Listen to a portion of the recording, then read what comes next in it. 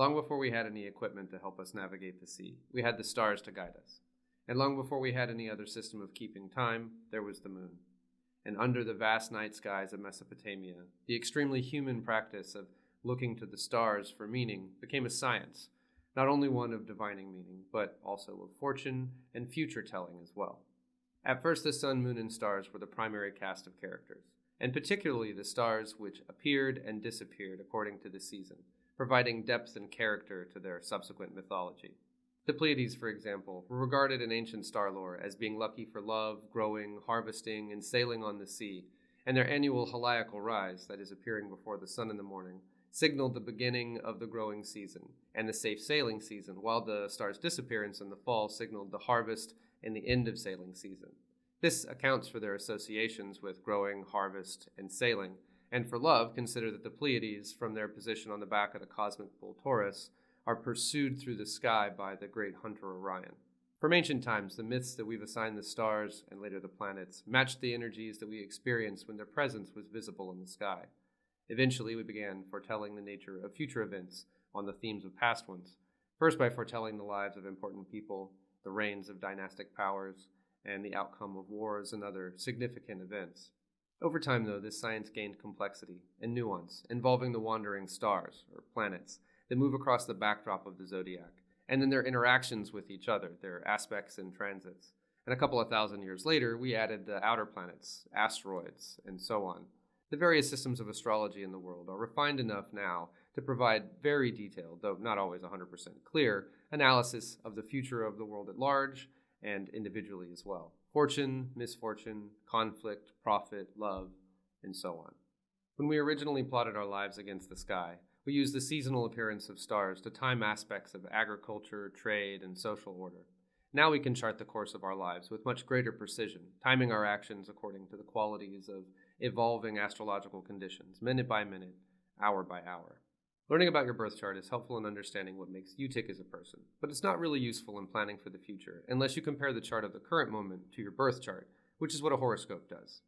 In looking at the interactions between the planets and their positions in the sky right now, versus at your time of birth, we're able to see how the current conditions relate to or impact the conditions in your birth chart, which is to say, your fate and personality. Forecasting for the world at large is done by looking at the chart of a future point in time and identifying the major themes which are taking place, the aspects, transits, etc., and then looking back in history at comparable astrological configurations and at the significant events of that time and extrapolating that forward into the future. Personal forecasting is done similarly, first by factoring in the interactions between planets in the sky right now and comparing that to their original positions in your birth chart, and looking at the conditions of the sky and applying its current energies to your own life's possibilities. The sky is then broken up into 12 sections, by signs and also by houses, to provide further clarity, as any interaction between celestials takes place in one of these sections of the chart. The signs of the zodiac, Aries, Taurus, Gemini, and so forth, represent certain types of energies and relate to certain types of activities. The houses, on the other hand, divide up different areas of life, which are common to everyone. Their outward personality, that's the first house, their material wealth and possessions, the second house, their community and ability to communicate, the third, their family, home, and security, the fourth, their recreation, joy, and how they play, the fifth, their work, health, pets, and routine, the sixth, their relationships, partnerships, and other one-on-one dynamics, the seventh, death, shared resources, and transformative events, in the eighth, spirituality, travel, and education, in the ninth, their career, public persona, and reputation in the 10th, their network, ambitions, and relationship to the collective in the 11th, and their shadow, hidden self, secrets, and unknown potential in the 12th. A transit is when the celestial body moves through an aspect, an angle with another celestial, or enters a new house or a new sign. You can always easily determine how that transit will affect your life by looking at the sign and the house in which it occurs in your birth chart. And I find this to be particularly useful when I use the whole sign house system, which forces the houses to align with the signs exactly, each house beginning at 0 degrees of the sign that it occupies, and lay directly one over the other. This basic method gives you the keys to understanding personal predictive astrology. The house identifies the area of your life that will be affected by any transit, and the sign gives clues about the qualities and energies that you'll experience, while the movements of the actual planets through the sign and house indicate the major events, major changes, and influences you'll experience during the transit. Some transits are short, and others are long. Short transits represent fleeting effects, while longer transits, like those made by the outer planets or by Jupiter or Saturn, provide details about the bigger, sweeping changes in your life and the world around you. Examining the astrology of the current moment reveals a lot about life that helps to bring it into coherence, but there are other techniques which can reveal even more about your future. Since my wife Sarah and I dedicated our lives to magic and decided to follow our spirit guides into the jungle, we've relied very heavily on astrology and divination to help us make the right choices when the path ahead was anything but clear. Astrology has provided essential intelligence to us when the information that we needed to make good choices simply wasn't available at the time.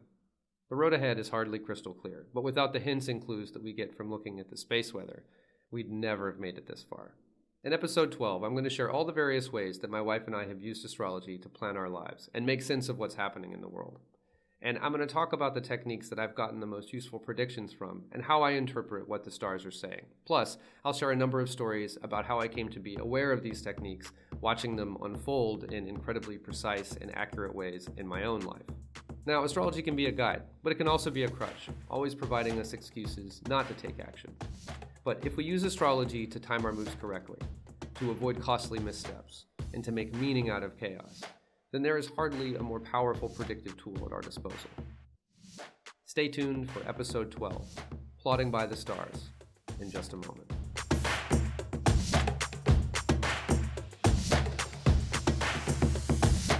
Welcome to the 12th episode of the Postmugglism podcast.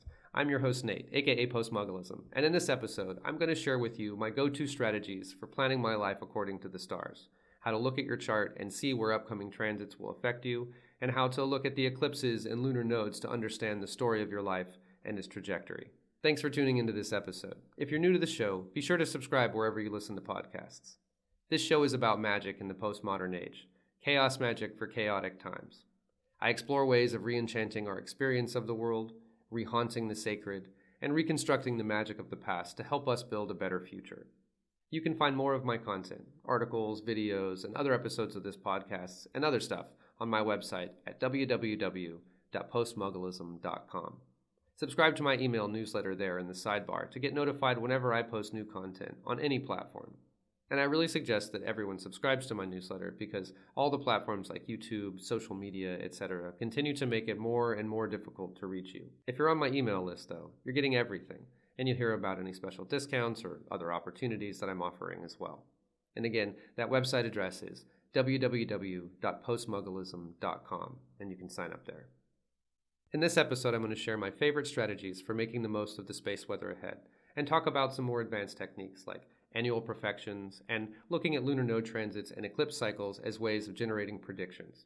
This combination of techniques helps you to understand when to lean into transits that will be positive for you and out of the ones that would negatively affect you. And I'm going to be sharing examples from my own personal experiences to demonstrate how all of this works in the real world. First things first, let's go back to signs and houses and demonstrate how this basic concept works, because all the other techniques kind of build on this idea. The planets and the luminaries, that's the sun and the moon, all circumnavigate the zodiac, which is to say that the celestials in our solar system move against the backdrop of the stars. The zodiac, as the background, is divided into 12 signs and 12 houses, and in the whole sign house system, these are matched up, house to sign, evenly. In the Placidus system, for comparison, a sign might be half in the 10th house and half in the 11th, but that house system isn't really compatible with this method, so use the whole sign house system for these calculations. Houses determine what area of your life will be affected by any given transit, because that transit is taking place in one of the 12 houses. So, for example, right now Saturn has just entered my 4th house, which is also the sign of Pisces. And this is the house which represents home, family, and domestic life. And I'm about to begin the construction of our future home on our jungle property. Saturn represents structure, work, effort, and building things. And its entrance into Pisces, and my 4th house, translates pretty literally to building our dream home. Prior to Saturn's recent entrance into Pisces in March of 2023, it was in Aquarius for quite some time, which is my 3rd house of community, communication, and education. We planned the design of our house with our architect over Zoom with Saturn in Aquarius, and I learned a new vocation over Zoom during this time and started my practice as well. And Aquarius is often associated with airy things like, let's say, the digital world. So, Zoom. Jupiter in Aries, my 5th house, in addition to representing the growth of war in the global sense around this time, worked to get our stuck project moving finally after it languished in a state of just dreaming about the future rather than working on the future, while Jupiter was in and out of Pisces in 2021 and 2022. And Pisces is associated with dreaming and being lost at sea.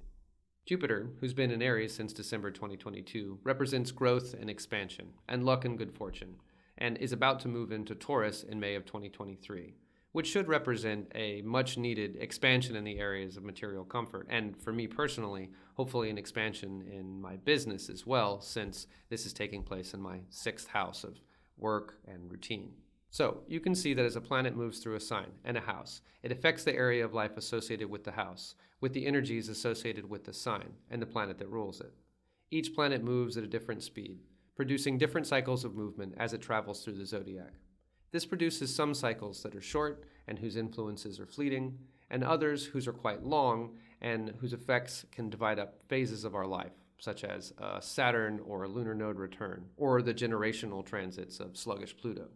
The simplest way to use astrology to forecast your personal future is to look at the upcoming transits of the planets, what signs and houses they're moving through, and any aspects that they make to one another during that period of time. Each of the planets represents a particular slice of life, a category of types of activities which align with the unique energies of each planet, or luminary. To fully comprehend the qualities of the planets requires years of study, but we'll quickly generalize for the sake of this discussion like this. The sun, in general, represents vitality, life-giving energy, drive, and that within us which shines a light out into the world. Where the sun is placed will affect who you are at the core of your being, and any transits and aspects to the sun affect your sense of self and identity. The moon represents emotions, intuition, and the body. This is where your feelings live in your chart, and how you sense truth intuitively. It's also the center of the sacred feminine in your being, the part of you which yearns to nurture, care for, and nourish the world around you. Where the moon is located at any given time affects how you feel emotionally, how light and uplifting or dark and heavy your thoughts are, and how the body reacts.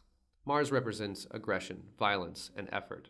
This is the planet of bloody victories and hard work. This is the source of your anger and aggression, and its position foretells your attitude towards challenges and determines how you handle opposition and conflict. Where Mars is located in your chart at the current moment represents the strength of your personal power, and also, conversely, how you will be tested and what will frustrate you. Mercury represents intellect, wit, knowledge, communication, the sciences, and many other things. Mercury is a conundrum for a variety of reasons, but perhaps most of all because it takes on the nature of any planets that it's an aspect to as it flies around the zodiac most rapidly of all the celestials due to its tight orbit around the sun. As such, it represents many things, but the common thread is information, data, the bits of information that are used to make decisions, to inform, to deceive, and so on. Where Mercury is in the zodiac at any point determines how they're going to affect your ability to think, to learn, to communicate, and to hold people accountable for what they say. Jupiter represents growth, expansion, leadership, authority, and aspiration. When things are increasing, it is Jupiter's doing. And in some ways, this associates Jupiter with prosperity, though there is such a thing as too much of a good thing. Where Jupiter is located determines what in your life is growing and increasing, where good fortune is experienced, and where you possess the power of authority. Venus represents love, joy, comfort, passion, and desire. She rules all fun activities and forms of self-care, affections for others, and decadence.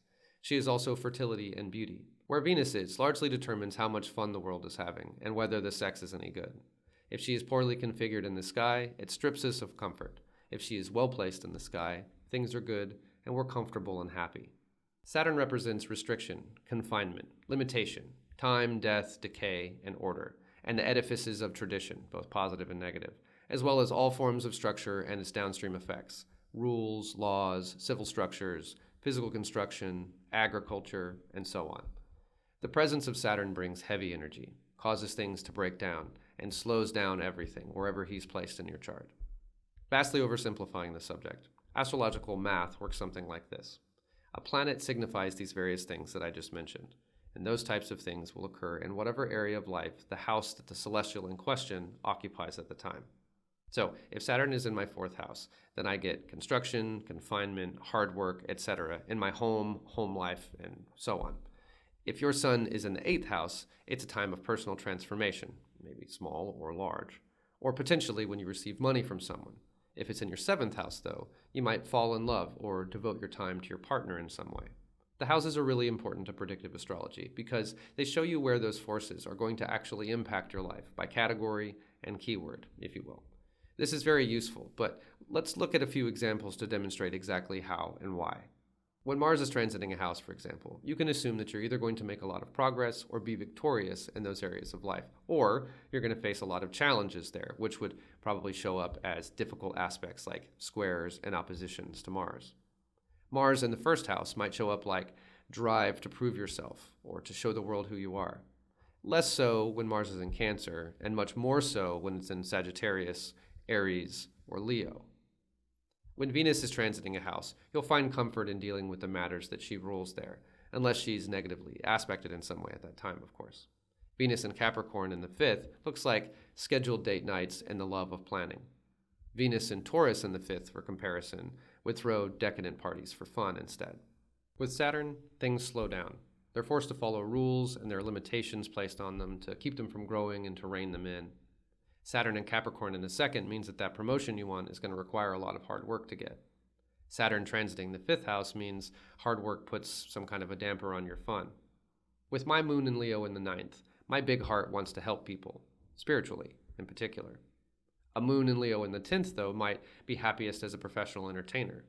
The combination of house, sign, and any planets which occupy their shared territory add up to the quality of a given moment, and how that manifests in your life will depend on how it compares to its position in your birth chart and what's going on in your life at the moment. So, what do we do with all of that from a planning perspective? We can, with varying degrees of accuracy, attempt to time our actions according to when we have the astrological winds at our back, so to speak. When Jupiter is in its fall is a terrible time to start a business, for example. When it's in Aries, however, you get some aggressive expansion, so that might work to your advantage. But the only way to know is to see what house Jupiter will be occupying in your chart during that period of time. If it's in your 7th house, you should instead enjoy a blossoming love life or good times with your partner, not focus on work. If it's in your 2nd house or your 10th house, though, this would signal that you're moving in a direction that the universe is going to support. When Jupiter was in Sagittarius, back in the glorious pre-pandemic days of 2018 and 2019, it was in my rising sign and 1st house, which it rules, giving me a big ol' shot on the arm of Jupiterian energy, straight into my artery. I was on fire at the time, carrying big energy personally, enjoying good fortunes and traveling long distances, which Sagittarius is associated with.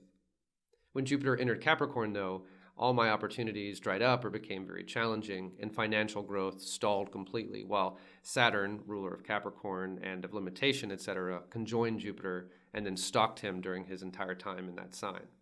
I felt very confined during that time, and it would have been crushing to watch my previously shiny professional prospects become so dull and uninteresting had it not been for my growing interest in and understanding of astrology to help put it in perspective.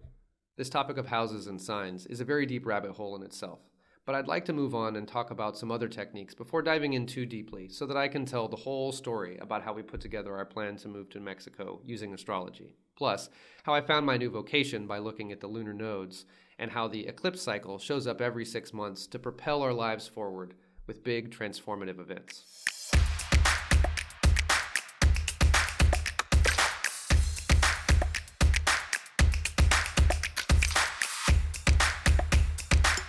First, let's talk about annual profections, one of the simplest and most revealing techniques in predictive astrology. With profections, also known as progressions, the idea is that in your first year of life, you are in a 1st house profection year. The next year, you're in a 2nd house profection year. In the 3rd year, a 3rd house profection year, and so on until you reach the 12th house and you simply start over again. So, when you turn 13, you entered your 1st house profection year once again. And this continues throughout your life, circling the zodiac house by house and starting over every 12 years. Returning to the whole sign house system, the Hellenistic and traditional annual profection method only works with the whole sign houses, where the houses and the signs overlap entirely. With this house system, in addition to the house that rules each annual perfection, each year is also matched up to a sign using your birth chart. Your rising sign rules your first house, and the planetary ruler of that sign is of special significance during a first house perfection year. For example, I am a Sagittarius rising, and Jupiter rules Sagittarius. So during my first house perfection years, my Time Lord is Jupiter. But I just turned 41 a few days ago, so that actually makes this a sixth house perfection year for me. And since Taurus rules my sixth house, that makes Venus my current Time Lord. Okay, so what does that mean? Well, the sixth house is mostly associated with work, routine, health, and pets. So those are the issues that will be most prevalent and require the most attention this year. And with Venus ruling Taurus, and therefore also my Time Lord for this year, I think I got off pretty easy, all things considered, since Venus brings comfort, joy, fulfillment, etc. A Saturn-ruled sixth house perfection year, by comparison, sounds like harder work and harsher health concerns. So, all things considered, I think I'm going to be grateful. Venus will also be more activated for me throughout the year. Things are going pretty well, and everything feels great with Venus in Taurus right now. This is a good time where my routine is settling into something that I enjoy, and that's because Venus is in her domicile in Taurus, and Taurus rules my sixth house of work and routine. As Venus moves around the zodiac over the next year and comes into aspect with other planets, both positive and negative effects will be highlighted, enhanced. I'll feel them more with Venus as my Time Lord. This method gives us a lot of useful information about the year ahead, and the year after that, and the year after that, if you want to just keep looking forward. At a very high level, I know that I should be prepared for hard work this year, and to be focused on my health. But all that makes a lot of sense to me, as I'm both beginning construction on our house and trying to keep up with my podcast and other content. And since I've been on a multi-year health journey already, which led me to becoming a shamanic energy healer in the first place, I'd like to think that this is the year where I finally overcome the challenges that I've been facing over the last 4 to 5 years. And all of that tracks with the astrology of my sixth house perfection year with Venus as my Time Lord. Though calculating your annual perfection year and its Time Lord is pretty easy without any help, it's super simple just to use the convenient annual perfections chart, which can be found with a quick Google search. It's just an image with a grid encircling the chart that makes it easy to look up the house based on your age. Then you can just glance at your birth chart, using the whole sign house system, of course, and see which sign in your chart is associated with the house that's indicated on the annual perfections chart. And the rulership of the signs is easy to Google as well, but it goes like this. The Sun rules Leo, the Moon rules Cancer, Mars rules Aries and Scorpio, Mercury rules Gemini and Virgo, Jupiter rules Sagittarius and Pisces, Venus rules Taurus and Libra, and Saturn rules Capricorn and Aquarius. And it's pretty easy to get a general idea of what that will mean for you by simply Googling something like Venus sixth house perfection year and reading a couple of different people's takes. When planning, the most useful information is the house. This tells you the area of your life that will require the most focus so that you can prepare accordingly. Sometimes this means avoiding certain activities and protecting yourself against the potentially negative implications of a house or a malefic planet, but mostly it just lets you know where your attention will be spent. If you have a seventh house perfection year, it's a good time to focus on your relationship, or to try to work on yourself so that you're attracting the right kind of person into your life. If it's a third house perfection year, you have some studying to do, or some teaching, or a lot to share with the world. A 12th house perfection year, well, that's not likely to be your favorite year, but it's also going to be a really important time to work through your bullshit, emotional baggage, and the stuff that weighs you down. Astrology is all about interlocking cycles, and the annual perfections gives you a lens through which to evaluate the year ahead, exclusively as it relates to your own experience of it. Whatever happens in the world happens, but of all the space weather, the stuff that touches your annual perfection house, or your Time Lord, is what you're going to feel the most.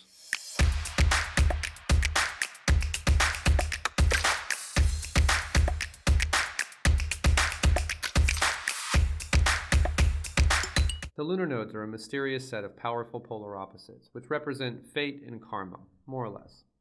They are a pair of moving points on opposite sides of the planet in space, where the moon and the sun's monthly conjunction and opposition form eclipses, one solar and one lunar, every 6 months. In Vedic astrology, where most of their lore comes from, these points are known as Rahu and Ketu. In modern astrology, they are simply called the North Node and the South Node, respectively. The nodal axis was visualized by the ancient Vedics as two halves of the great serpent Vasuki, whom the gods once used to churn the oceans and turn the world. Rahu is the head of this serpent, and Ketu is its tail. The head contains the mouth and is of an all-consuming nature, voracious in appetite. It consumes and destroys the illusions of material life and makes us hunger for deeper meaning. The tail is where everything consumed by the greedy mouth of the serpent is evacuated and purged karmically. The North Node, or Rahu, is associated with your fate, or the purpose of this incarnation in a spiritual sense. Where Rahu sits in your chart, using the same logic of houses and signs from before, indicates what area of the human experience you are fated to focus on at this time. The South Node, or Ketu, is associated with your karma, or the baggage that you carry from prior lifetimes, and how you're going to work out that karma through this life's experiences.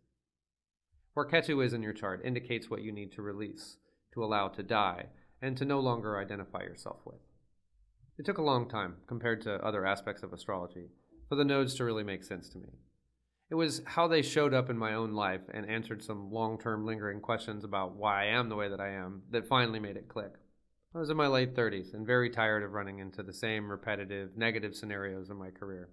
I would do good work, make my employers lots of money, but have nothing but trouble from the very authority figures benefiting from my hard work.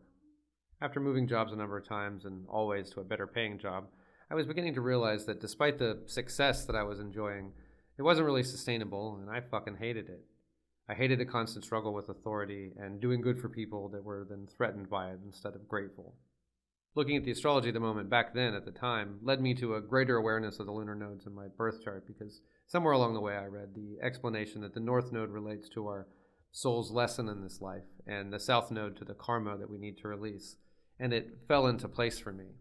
My natal nodal axis is Cancer North Node in the 9th house and Capricorn South Node in the 2nd house. I discovered this at a time when my career, though doing well financially, was all-consuming, self-destructive, and unsustainable.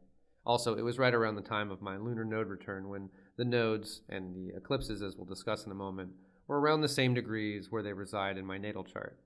It takes about 18 and a half years for the nodes to orbit the zodiac and return to their original positions in your chart, and when this happens, this nodal return, it tends to trigger moments of significance to your destiny or fate. Having the South Node in my 2nd house natally in my birth chart indicates that I have energy from past lives tied up in Capricornian issues like material wealth, industriousness, order and authority, and so on. And the North Node in my natal Cancer in the 9th house suggests my destiny in this life is less about taking care of business and instead more about taking care of people spiritually. It's ironic, of course, or maybe just appropriate, that I'm a shamanic healer now and have dedicated my life to spirituality and magic with a North Node in Cancer in the 9th house. But that is a recent addition to my story, and I would say I've spent most of my life reliving and processing the karma from my past lives, represented by the South Node in Capricorn. I was always a hard worker and a born leader, career-minded, and I was even doggedly anti-spiritual for a number of years. I was obsessed with science, skepticism, and empirical reality. This is the energy that I carried forward, unprocessed and unreleased, from prior lives. I like to think of it as the stuff that I was just too convinced I was right about to transcend. But in this life, I'm having plenty of opportunities to break that mold and learn new lessons. And this is the nodal axis at work. It seems to cause the most noticeable shifts after your 2nd nodal return, when you've had the chance to express those past life tendencies for a while, and you're ready to move on and process that karma in one end of the serpent and out the other. In my case, the lunar nodes in my natal chart and their portentous transit across their natal positions a few years ago started a transformative process when the South Node lunar eclipse took place near its natal position in my chart, the results of which led me to abandon a career, disappear into the jungle, and become a shaman. Suffice it to say that your lunar node returns are major events in your life, and the position of the nodes in your chart identifies areas where your destiny is being revealed and the energy of your past lives is integrated, processed, and released. When we're planning, this information is best used at a high level, as a way to determine if our plans are aligned with our destiny, or just working out old karmic energy. All those years I was trying to be a successful entrepreneur, or later as I attempted to rise in corporate ranks, I was just reliving past life bullshit.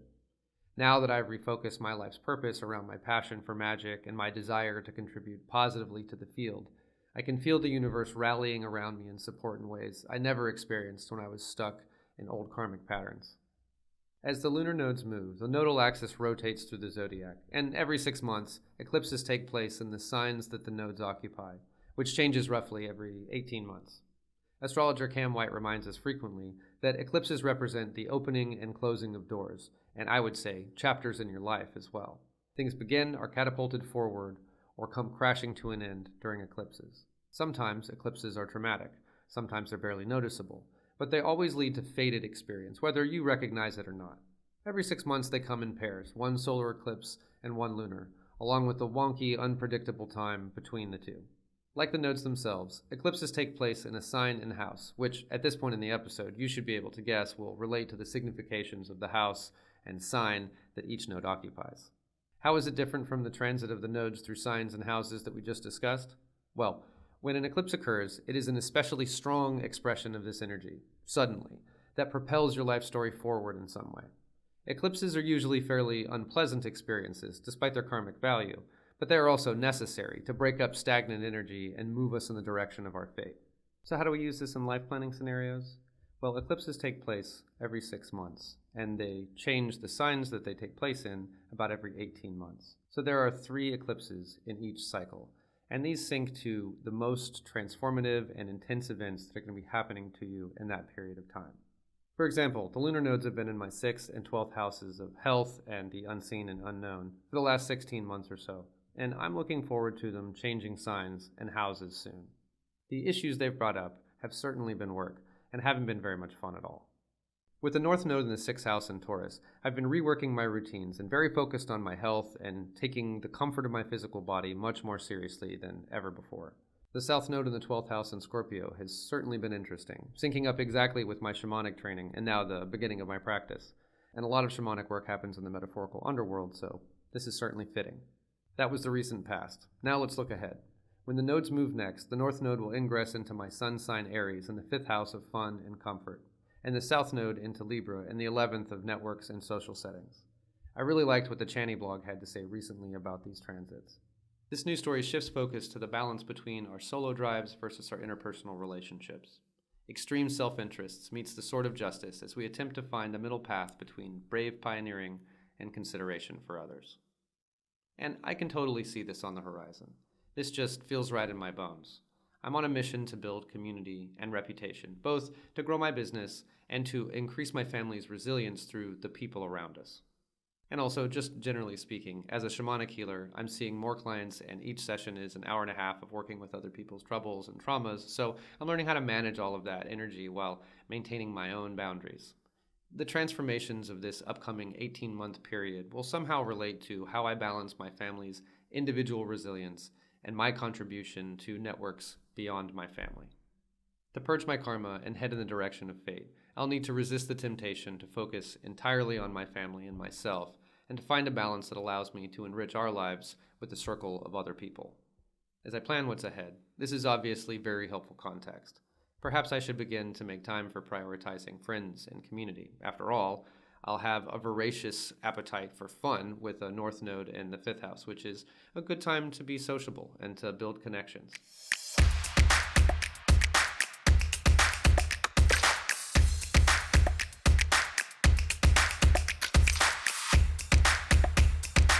All right, let's review briefly and then attempt to pull it all together in a way that brings life into coherence and provides useful context about the future. Planets, signs, and houses in your birth chart describe your personality and character, and as planets move around the zodiac year after year in your life, these forces shift where they are in your chart, which changes how they express in your life. You can always figure out where you're going to feel the effect of a particular celestial by seeing which house it's in at the time in question. Houses represent areas of your life. Signs represent the quality of the energy that will be in effect in those areas of your life at a given time. The movement of celestials describes when and what will occur based on their aspects, their angles, with other luminaries, planets, and stars. The annual perfection system, both the House of Perfection and the Time Lord, represent the ruling energies and the area of focus of the current year of your life, birthday to birthday. The position of the lunar nodes at birth indicate the trajectory of your karma and fate, while their transit through various houses and signs moves this story in and out of different areas of your life with different qualities at different times. The nodes also dictate the signs and houses that eclipses will occur in, which describes the area of life that's going to take place in, and also the qualities of this 18-month cycle of eclipses, which signal transformative events, beginnings and endings, and so on. When you put all of this together, what you get is a comprehensive view of the future from a 30,000-foot view with annual perfections, your Time Lord and lunar nodes with their natal positions and transits, and the view from the front lines as well, so to speak, tracking planetary aspects in each sign and house, plus the eclipses that bookend transformative periods of our lives. When Sarah and I were planning our move to Mexico in 2020 and 2021, there was a great deal of uncertainty about how it would all work out, and even when we would get to go. This made planning our trip pretty challenging, so we were looking for any kind of clues that we could use, and astrology provided the most revealing hints. Lockdown was so clearly illustrated by Saturn in Capricorn, particularly after its grand conjunction with Jupiter about 2 months prior, that it was very clear to us that we wouldn't be able to enter Mexico with a residency visa until Jupiter had entered Pisces and separated from Saturn's dominant energy. Jupiter is in its fall in Capricorn, and worse, it was co-present with Saturn there, and then even in Aquarius, it was still ruled by a powerful Saturn in its domicile. Jupiter rules expansion, growth, and living abroad, so using this knowledge of astrology, we had a rough idea of when the conditions would open up for us to make our move. The details were still obscured, of course, and we debated the specifics for many weeks while we waited for things to adjust to the new conditions of Jupiter in Pisces. But, nevertheless, Jupiter's time in its domicile was kind to us and allowed us to sell our house at the best possible time for the market. Pisces is my 4th house natally, and Jupiter signifies good fortunes. Then, Jupiter retrograded for a few months, and eventually it moved back into Pisces. And when it did, we began the process of purchasing our land in the jungle in Mexico. Now, this was something that we'd been able to loosely predict, based on knowing where we wanted to be at the end of 2021, and knowing that at this time, Jupiter would be moving into my 4th house for a while. We expected to build much sooner since Saturn and Jupiter were both in their domicile, but what we found is that Jupiter and Pisces in my 4th house was all about the dreaming and not as much about the doing. And now, several years later, as Saturn is entering Pisces and my 4th house, and Jupiter is in Aries, we're finally almost ready to begin construction of our future house. And during this time, the lunar nodes continued to transform my life, quickly during eclipses and gradually in between them. 2019 to 2020, the nodes were in Cancer and Capricorn, which is my natal nodal axis, and this is when my second nodal return took place. This experience led me to watch this area of my chart closely, and in the summer of 2019, I was fired from a senior position at a PR agency in Dallas for a conflict in management style, literally during the eclipse that featured Saturn and Pluto conjunct the South Node during the eclipse in my 2nd house. This was a pivotal, fated moment, and I could tell as soon as it happened. I literally walked out of my idiot boss's office and checked my astrology app to verify that, yes, actually, I had been fired during the South Node eclipse in my house of wealth and material resources. Once I had seen the fated effect of the nodes in my life, I couldn't unsee it. On May 5th of 2020, when the nodes moved into Gemini and Sagittarius, the North Node moved into my 7th house, and the South Node moved into my 1st house. The North Node in Gemini and the 7th house foretold that I would be focused on my relationship and making sure that my wife felt taken care of during our big transition. This was a really important and really delicate and time-consuming concern for many months. And where the South Node in my 2nd house led to ending jobs and eventually a career, the South Node moving into the 1st house signaled that I was going to purge my sense of self, my identity, in order to forge a new one. It was a wild time, and as predicted, I was a bit lost and I spent a lot of time searching for myself in the process. But most apt of all, after 18 months of breaking my self-programmed ideas about my identity, I entered into my shamanic training, just as the nodes moved into my 6th and 12th houses, where physical and emotional and spiritual healing are done, respectively. There was a lot else going on in the sky at the same time, too, obviously, but this raises a crucial point about astrology. Not everything in the sky is activated for you at any given time. Determining what is active requires some astrological expertise, but you can make some very educated guesses simply based on the topics that are coming up in the astrology of a given period of time that are also, obviously, active in your own life. When plotting your course in life by the stars, you have to look to the sky to find the general shape of the future, and then look on the ground to see what elements of the current astrology have the potential to be active in your own personal situation. If the astrology of the moment is all about kids and fun and you're single and working all the time, then this probably really won't show up for you in a big way. However, if you're trying to plan a move in your career, or a move to another country for that matter, Jupiter's configuration in the sky will weigh heavily on your prospects. If you're building, Saturn's condition is extremely important, and the moon will show you how you'll be feeling emotionally and how hard you can work your body at various times. Annual perfections and the houses they highlight, and your powerful Time Lords set the goals and tone for the year. Lunar nodes and their eclipses demonstrate where you can expect trauma and transformation, and all the relationships between planets, the sun, the moon, stars, and so on, and where those various interactions take place in your chart provide all the little details that you need to plan and contextualize the journey ahead. Where will you struggle? Well, what house is Saturn in? Where is there conflict? Where is Mars, and who rules the sign that he occupies? What other planets make aspects to him during this time? And so on. My final parting thought on this subject is that it is all too easy to become obsessed about astrology in a disempowering kind of way that prevents you from taking action because the timing is never good enough. So, reserve your application of astrology to the big stuff in life, and allow the little stuff to occur without obsessing about the sky above. It's all good to look backwards through the lens of astrology to understand particularly complex and busy times in your life, but astrology's real value is actually in its predictive abilities, once you get good at working out the astromath involved. Plotting by the stars is all about what Austin Coppock describes as using astrology to know when to lean into a transit and also when to lean out. Generally speaking, there's a way to align yourself with the energies of any given moment so that you can move through that period with grace and the best possible manifestation of its character and qualities. We have to look at all the various features, celestials and their aspects to each other, and the signs and houses they occupy, your Time Lord and House of Perfection, the nodes and their positions during eclipses, and so on to figure all this out. But pulling it all together paints a high-level picture of your upcoming life with enough accuracy to make specific plans if you can factor in the shorter astrological cycles as well. Try to stick with the themes that fit your chart's fated expression, i.e., lean in and try to make the most of it. And when a bad patch of space weather is obviously going to activate in your life, curtail your energies and save them for the times when the stars are more aligned in your favor, i.e., lean out. Look at all the major transits of the year and see which ones relate to your Time Lord, natal chart, or the signs that the eclipses are taking place in.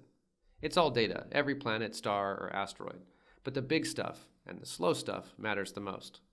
These and the themes of your annual perfection year and the destiny and karma of your lunar nodes and their eclipses weave together to tell very detailed stories about the trials, challenges, and energetic work that will take place in the times ahead. Planning your life and plotting to achieve your ambitions fundamentally works better when you take the whims of the fickle sky gods into consideration, and when you can roughly plot your course, months and years in advance, because of the stories that you know the sky will tell in those times, well, then you're really a wizard, Harry. Thanks for tuning in to the 12th episode of the Postmugglism podcast. If you enjoyed this episode, please remember to subscribe where you listen to podcasts and to sign up for my email newsletter so that you get notified whenever I publish content like this on any platform. You can find all of my articles, videos, episodes, and other content along with that sign-up form at www.postmugglism.com. I hope this week's episode introduced you to new ways to use astrology to sort out and plan your life. I encourage you to explore the lunar nodes in your chart to get a glimpse of your own destiny and perspective on the karma that you need to process. And I hope that you can put all these techniques to work to bring coherence to your experience of life and to set yourself on the path to success with the fortunes of the gods on your side, at your back, and in your sails. Next week, we're going to discuss strategies for tending your dreams, meaning ways to keep up your positive intentions, to keep the faith over the sometimes long periods of time that you have to wait for the big stuff to manifest. From ways of thinking to practical techniques, directly from my own experience over the last few years as we've worked towards our grand plan. In the meantime, I hope you have a great week, and I hope some of you will message me online to discuss these ideas. Thanks again for tuning in today. I'll see you in the next one.